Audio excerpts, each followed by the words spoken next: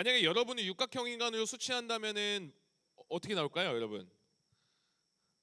육각형 나올 사람 있을까요, 여기? 나오면 좋겠는데, 그죠? 삐죽삐죽 하겠죠. 주변에 그런 사람들이 꼭 있어요. 공부는 잘하는데 외모도 괜찮아. 게다가 집도 돈도 많고, 걔가 성격까지 좋아요. 너 서진이야? 왜 이렇게 손 들죠?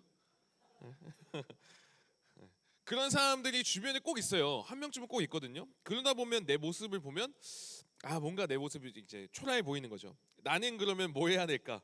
나는 어떻게 살아가야 될까? 뭐 해야 나는 잘 살아갈 수 있을까? 다양한 고민이 이제 올라오게 되는 거죠. 고민을 해도 자꾸 비교되고 절망적이게 됩니다. 외모를 바꾸고 싶은데 바꿀 수 있어요, 없어요? 뭐 요즘에는 바꿀 수 있죠. 엄청나게 큰 돈을 들여서 뭐 바꿀 수 있는데 못 바꿔요. 성격도 못 바꿉니다. 잘 안 돼요. 집이 돈이 좀 많았으면 좋겠는데 그것도 안 되고 내 상황들을 다 마음대로 바꾸고 싶은데 바꿀 수가 없는 거죠. 그럼 어떻게 해야 되죠? 그냥 살아야 돼요? 포기해야 되나요? 적어도 어떤 상황에서도 나의 그 태도, 내가 선택할 수 있는 자유가 있다라는 거, 요거 하나 붙잡고 한번 가보면 좋을 것 같아요. 여러분, 빅터 프랭클린의 죽음의 수용소라는 책이 있습니다. 2차 세계대전 당시에 아우슈비츠 수용소에서 겪었던 사람들과의 질문을 작성한 그런 책인데요. 부모님이 실제로 가스실에 갇혀서 죽어가는 모습을 봐야 하는 사람도 있었고, 평생 함께했던 동료가 한순간에 세상을 떠나는 것을 직접 몸소 경험해야 됐던 끔찍한 곳이 바로 이 수용소였습니다. 상황이 어때요? 절망적이잖아요. 결코 좋은 상황은 아닙니다. 이런 상황, 그 최악의 상황. 근데 그 책에 보면 이러한 고백이 나오는데 한번 읽어드릴게요. 인간에게서 모든 것을 빼앗아갈 수 있어도 주어진 상황에서 자신의 태도를 결정하고 자기 자신의 길을 선택할 수 있는 마지막 자유만은 뺏을 수 없다라고 얘기해요. 엄청나게 절망적인 상황이었고 최악일지라도 결국 우리에게 뭐가 남아있어요? 그래도 할 수 있는 거 있다 없다? 있다는 거예요. 태도를 결정하고 나의 길을 선택할 수 있는 마지막 자유가 있다는 겁니다.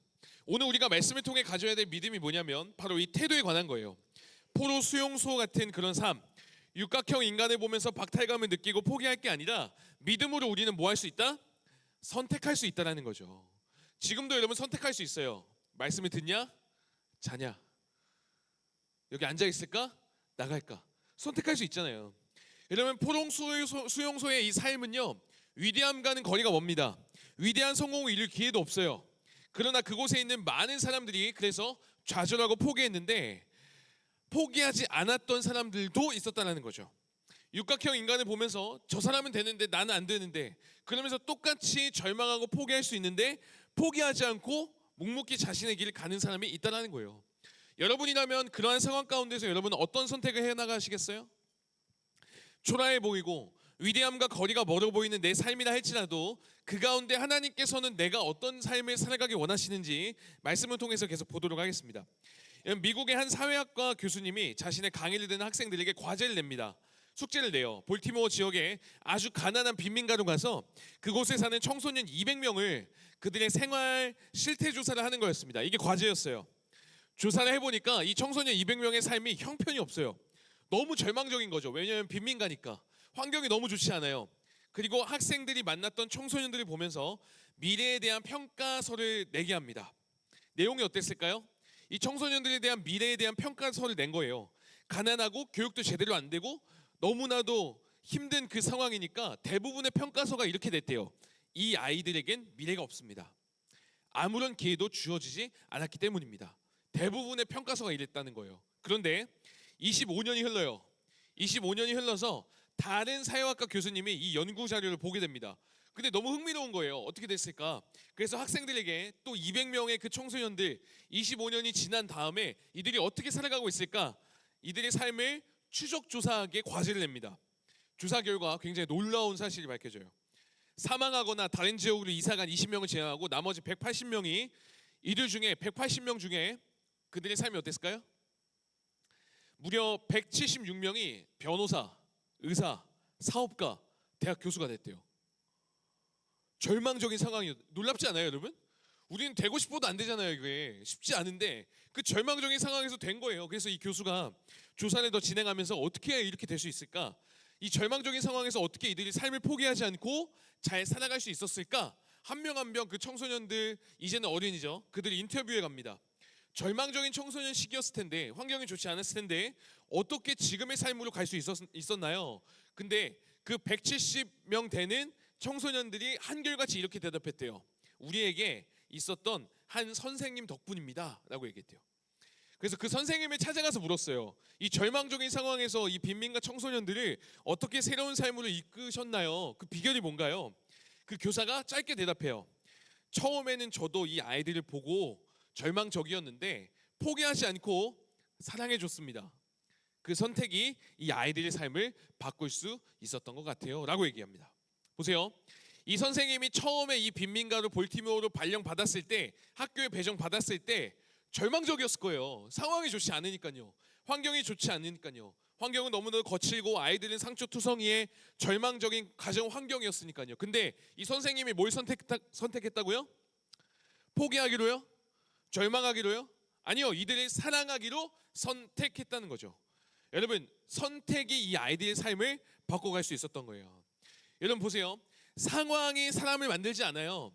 그 사람의 그 선택이 상황을 바꾸는 것을 이 사례를 통해 볼 수 있는 거죠. 저와 여러분의 삶도 동일하다는 거예요. 여러분의 삶이 만족 안 되는 부분이 있을 수 있어요. 부족한 부분이 있을 수 있어요. 그러나 그 가운데 어떤 것을 선택하느냐에 따라서 여러분의 이후의 삶이 달라질 수 있다는 거죠. 오늘 본문 창세기 4장 우리가 다 읽지 않았지만 4장 5장에 보면 두 가지의 족보가 나와요. 가문의 모습이 나옵니다. 하나는 가인의 가문이고 다른 하나는 셋이라는 사람의 가문입니다. 이렇게 돼 있어요. 보세요. 가인의 가문은 이렇고 셋의 가문은 이렇습니다.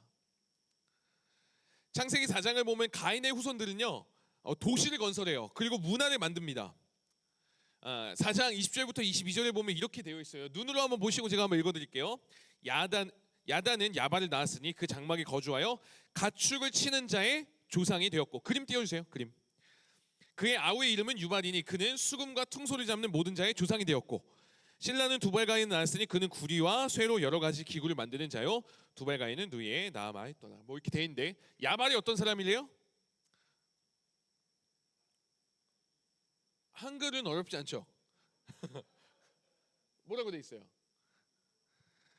가축 치는 자의 조상이 됐고, 유발은 수금과 퉁소를 잡는, 지금 우리 악기하는 친구도 있잖아요. 악기의 정말 그 조상급 레전드 느낌이라 생각하면 돼요. 최초의 악기 연주자 이렇게 생각하시면 됩니다.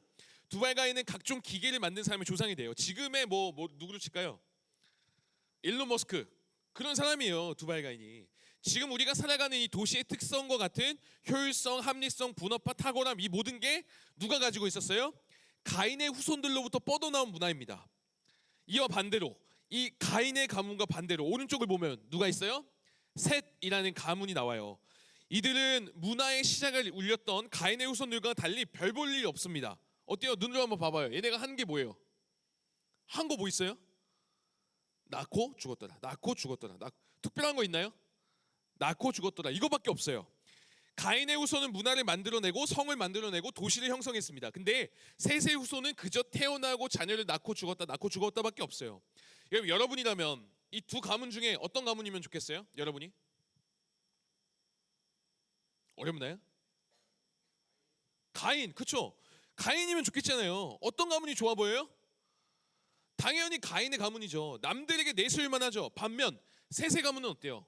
너무 내세울 게 없죠. 너무 초라해 보입니다. 가인의 집이 훨씬 화려해요. 그런데 여기서 우리가 주목해야 될 건 뭐냐면 결국 이 가인이 쌓았던 그 화려함이요, 하나님의 심판, 하나님의 홍수로 인해 완전히 다 사라집니다. 끝나요. 반대로 초라해 보였던 이 셋의 가문은 노아까지 이어지면서 새로운 역사를 써내려갔던 게 바로 이 가인의 가문이에요.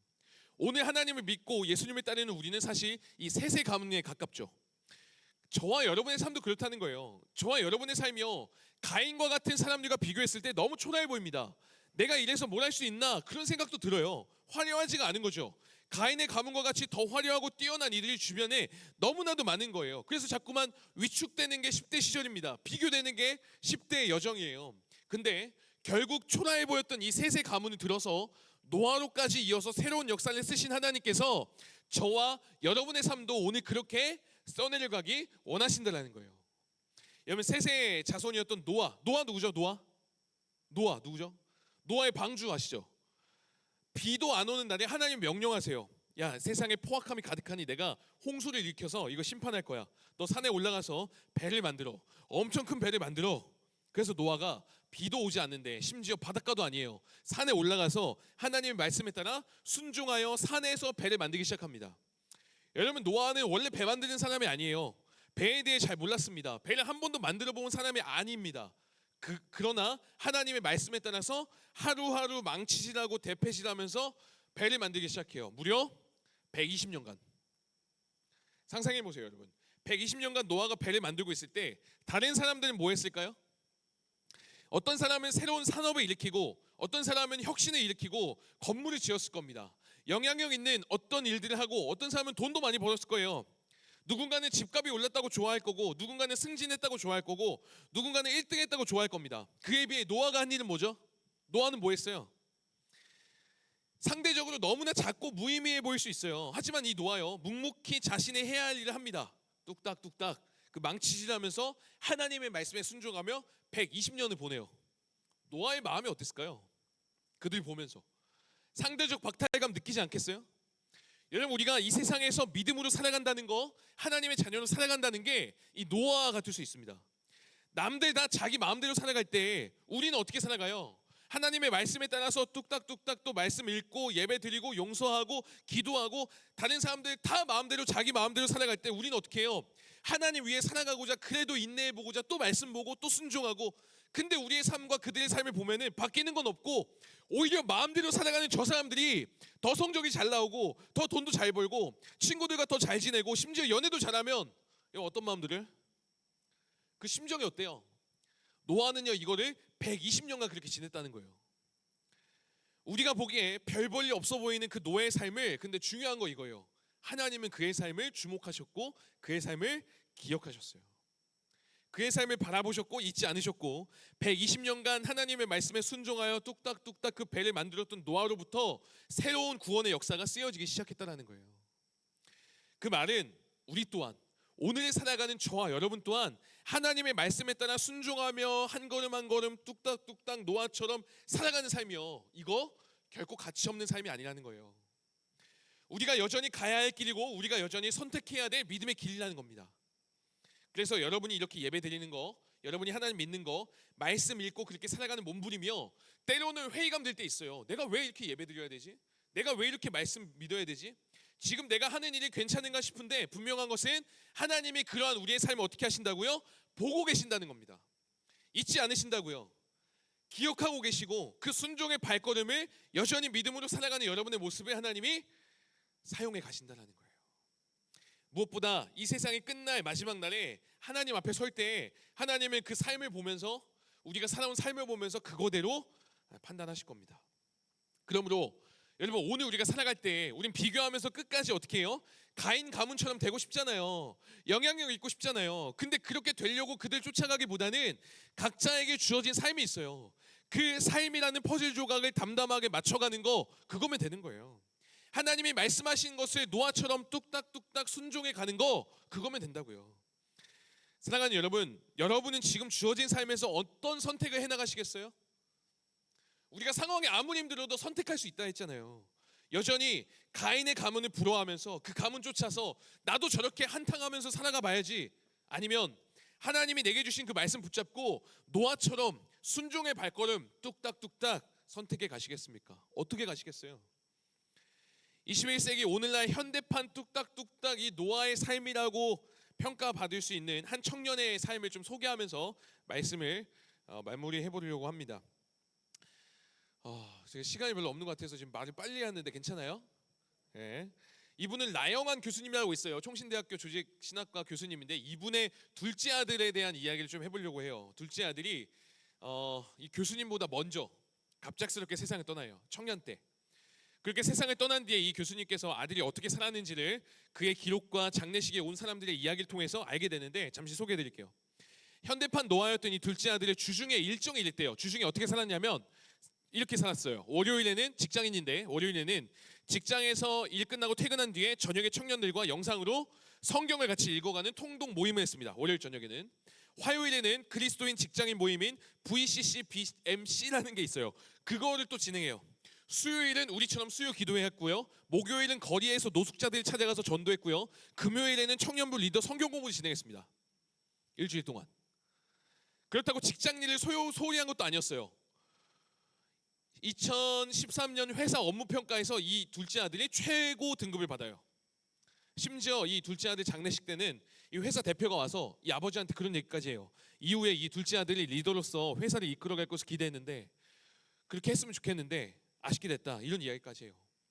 여러분, 우리는 일주일 동안 어떻게 해요? 성경 봐요?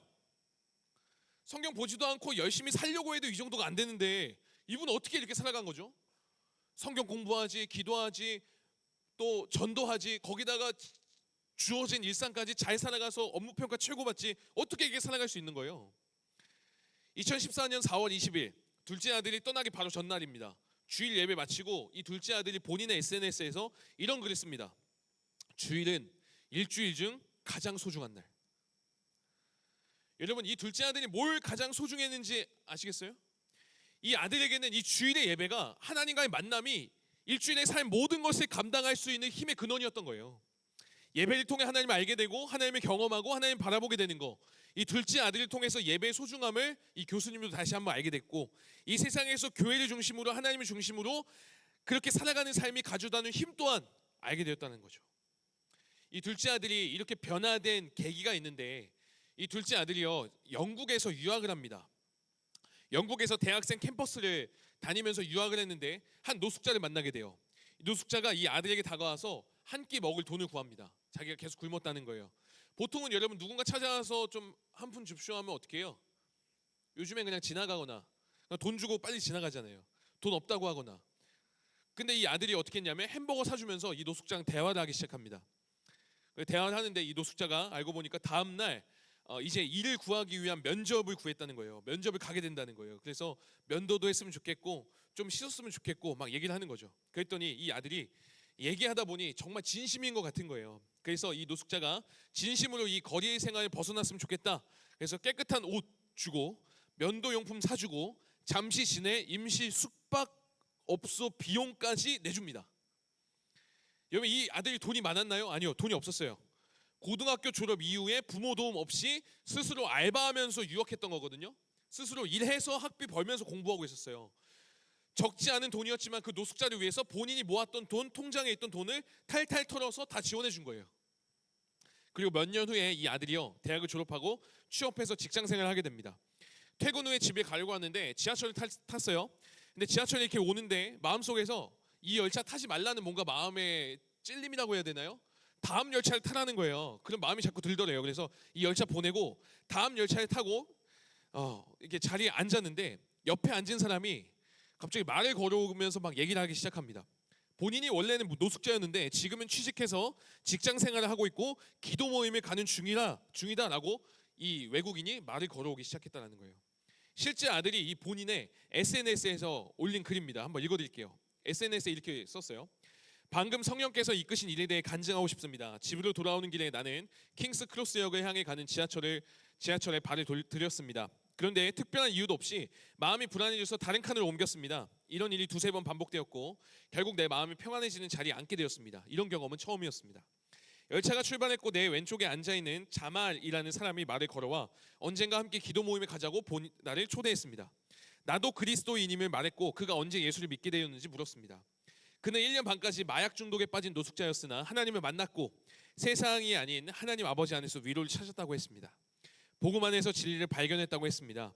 또한 그는 예수님의 가르침을 실천해 보니 거짓이 없었고 말씀 안에 능력이 있음을 부인할 수 없다고 했습니다. 그는 하나님의 선하심을 맛보아 알지어다 라는 말씀을 직접 시험해 보고 체험한 사람이었습니다. 참된 믿음이란 행동하는 믿음이라고 말했습니다. 이것은 결코 우연이 아니었습니다. 나는 그에게 평소에도 이런 식으로 사람들에게 다가가는지 물었고 그는 당연한 듯이 예수님의 마지막 명령에 관해 이야기해 주었습니다. 나는 주님께서 서로를 격려하라고 이 형제를 내게 인도해 주셨다고 확신합니다. 나는 우리의 하나님 아버지께서 그와 내게 모든 큰 계획을 가지고 계시다는 것을 믿습니다. 짧지만 복된 교제를 허락하신 주님께 감사를 드렸습니다. 지금 나는 이 글을 쓰며 주님의 영광에 압도되어 있습니다. 모든 이에게 주님의 평화가 있기를 바랍니다. 신기하지 않아요? 물론 이 자말이라는 지하철에서 만났던 이 사람이 예전에 이 아들이 도와줬던 그 노숙자는 아니었지만 이 아들이 자신이 몇 년 전에 한 일의 어떤 열매로 이 사람을 만나게 됐다라고 고백을 해요. 그리고 천국 가기 전까지 이 사람이 그 일 이후로 매주 목요일마다 트라팔과 광장에 가서 자기가 직접 산 성경과 음식을 사주면서 노숙자들에게 복음을 전하다가 이 세상을 떠나게 된 겁니다. 여러분, 뒤처지는 것 같고 다른 사람들 다 앞서가는 것 같을 때 이 오늘 이야기, 하나님은 우리의 삶을 보시고 기억하시면 여러분 잊지 말아야 돼요. 그렇지 않으면 우리가 믿음으로 살아가기가 너무 힘든 거죠. 오늘 말씀에서 뒤처지는 것 같이 느껴지는 우리에게 이 가인과 셋의 족보를 통해 하나님은 위로를 주기 원하세요. 어떤 위로요? 가인의 집 어땠다고요? 화려했어요. 문화를 만들어가고 힘이 있었어요. 대단했습니다. 그러나 심판 때에 다 사라집니다. 반면 셋의 가문은요, 초라했지만 보잘것 없었지만 새로운 역사를 만들어가요. 그 차이가 창세기 4장에 나타나는데요, 이렇게 얘기합니다. 셋도 아들을 낳고 그의 이름을 에노스라 하였으며 그때 사람들이 비로소 여호와 이름을 불렀더라. 비로소 여호와 이름을 불렀더라. 셋의 가문을 통해서 하나님을 믿는 이들이 이어지기 시작했고 그들로 인해 새로운 구원의 역사가 쓰여지게 되었다는 거예요. 저와 여러분이 매주 드리는 그 예배, 그리고 매일 하는 그 큐티, 하나님을 믿는 자로서 찔려서 다른 친구들과 다르게 살아가는 삶의 모습이 때로는 이 노아와 같이 누구도 알아주지 않지만 홀로 산에서 뚝딱뚝딱 배를 만드는 이 모습과 비슷하다 할지라도 하나님의 말씀대로 살아가는 삶, 하나님을 믿고 따르는 그 삶이 새 역사를 만들어 간다는 것을 오늘 성경은 말하고 있고 이 둘째 아들을 통해서 알려주고 있다는 거예요. 왜 예배를 드려야 되는지, 왜 큐티를 해야 되는지, 세상은 다 마음대로 살아가는데 우리는 왜 이 자리에 나와서 하나님의 말씀을 듣고 예배 드리고 귀 기울이고 그렇게 살아가야 되는지 때로는 의문이 들 때, 회의가 들 때 이 두 가문의 족보를 생각해 보세요. 그리고 이 세상을 먼저 떠나 천국 갔던 그 둘째 아들의 이야기를 여러분 떠올려 보세요. 무엇보다 초라했지만 새로운 역사를 써내고 갔던 셋의 족보를 한번 떠올려 보세요. 그리고 120년간 묵묵히 하나님의 말씀대로 망치질을 했던 노아를 기억하십시오. 이 세상에 속아서 자꾸만 어떤 큰 일을 해내야 된다라고, 또는 영향을 끼쳐야 된다고, 그리고 다른 사람보다 앞서야 된다는, 꼭 탁월해야 된다는 이 세상의 논리에 빠지지 마십시오. 비교하지 말고 여러분이 하나님의 그 자녀답게, 하나님의 말씀답게 하나님이 맡기신 것들 뚝딱뚝딱 망치질 해가면서 순종해 가면 되는 거예요. 가인의 족보, 가인의 집은 바라보면서 잘 나가는 이 세상 사람들 보면서 여러분 부러워할 필요 없습니다. 가인의 집이 성을 만들었고 도시를 형성하고 문화를 일으켰지만 결국에 어떻게 됐다고요? 다 사라졌다고요. 셋의 자손은요, 새로운 역사를 만들었고 생명이 피어났고 구원의 역사가 이루어졌다고요. 나의 힘으로 여러분이 지금 만나는 환경들, 상황들 내 힘으로 바꿀 수는 없지만 우리는 그 상황 속에서 하나님의 이름을 부르기를 선택할 수 있는 거죠. 하나님을 믿고 가기로 선택할 수 있는 거죠. 하나님을 믿고 순종하기로 선택할 수 있다고요. 셋의 후손이 비로소 하나님의 이름을 불렀을 때 초라한 그 족보는, 초라한 그 셋의 가문은 구원의 역사의 시작을 울리게 되죠. 둘째 아들이 세상을 떠나기 전 부활절 예배를 마치고 친구와 마지막으로 통화하면서 이런 얘기를 했다고 해요. 나는 예수님을 믿고 구원받았다는 사실이 너무 기뻐. 이 세상을 살아가는 우리의 고백이 되었으면 좋겠어요. 나는 우리 집이 돈이 많다는 사실이 너무 기뻐. 이게 아니라 나는 내가 친구들이 많다는 사실이 너무 기뻐. 나는 이번에 성적이 잘 나온 게 너무 기뻐. 이거보다는 나는 예수님 믿고 구원받는 사실이 너무 기뻐. 전 진실로 여러분의 고백이 되었으면 좋겠어요. 평생에 우리에게 가장 복된 일은 누가 뭐라 해도 예수님 믿은 거예요. 지금 여러분의 모습, 내가 하는 일이 작고 초라해 보여서 회의감 들 수 있어요. 또 비교될 수 있습니다. 예배 드리는 거, 말씀 듣는 거, 또 기도하는 거, 큐티하는 거, 찬양하는 거. 그러나 120년간 변함없이 뚝딱뚝딱 망치질하며 살았던 노아처럼 여러분 그 믿음 갖고 나에게 주어진 삶이라는 퍼즐을 여러분 담담하게 맞춰가면 여러분의 삶이요 이후에 하나님이 분명히 바라보시고 기억하시고 사용하시게 된다는 거예요. 그 생명력 있는 삶을 살아가는 저와 여러분 되기를 주님의 이름으로 축복합니다. 우리 시간이 많이 지났지만 우리 잠깐이라도 우리 반별로 잠깐 모여볼게요. 시간이 좀 많이 지났어요. 그래도 한 시간 잠깐 드릴게요. 네. 잠깐 드릴게요.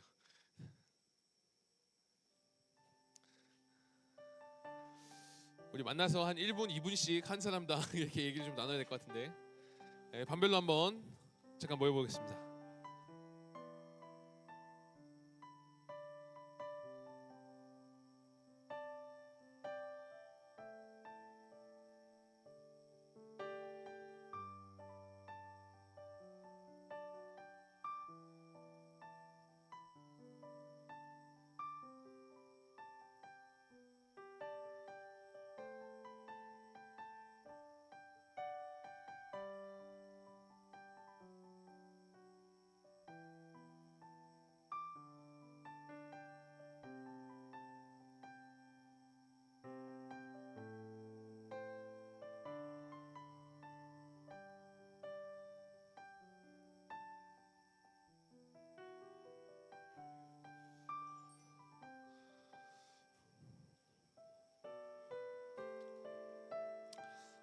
시간을 5분 정도밖에 못 드릴 것 같습니다.